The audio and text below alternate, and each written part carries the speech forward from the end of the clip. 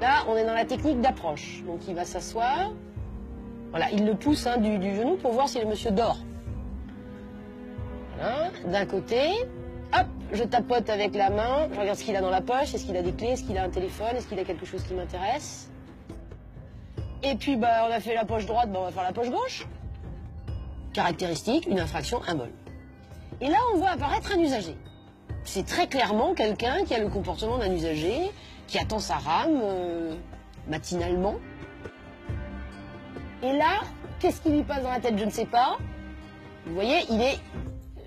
je stoppe vraiment, il n'a pas l'attitude de quelqu'un qui est... voilà, il n'est pas bien, il est plié en deux. On se demande même s'il ne va pas vomir ou quelque chose comme ça. On se dit, tiens, il est vraiment pas bien, il est malade. Voilà. Et là, l'usager l'a vu. Donc il a vu qu'il s'est levé, et vous allez voir que l'usager va le voir partir en crabe. Donc là, il n'a pas forcément compris que le monsieur était pas bien. Par contre, quand on va le voir partir en crabe, là, il ne peut pas ne pas comprendre que le type, il est complètement saoul.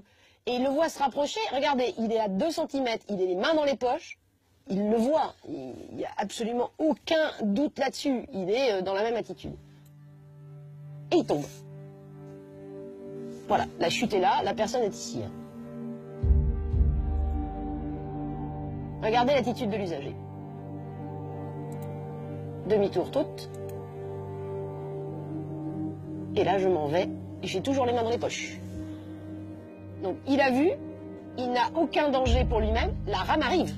Or, l'usager qui a fait demi-tour, ça ne l'alerte pas plus. Il sent bien que le danger va... Non seulement le monsieur est peut-être KO, mort ou électrocuté, mais qu'en plus, il y a le risque qu'il soit écrasé par la rame. À aucun moment, cet usager n'a fait quelque chose de positif pour porter assistance à l'usager, ni prévenu les secours, ni interrompu le trafic, ni se précipiter vers lui, ni lever les bras au ciel, ni crier, ni faire un réflexe. Voilà, il a fui. Il s'est comporté totalement comme un indifférent à tout le moins, voire, comme on employait l'expression tout à l'heure, comme un lâche, très clairement.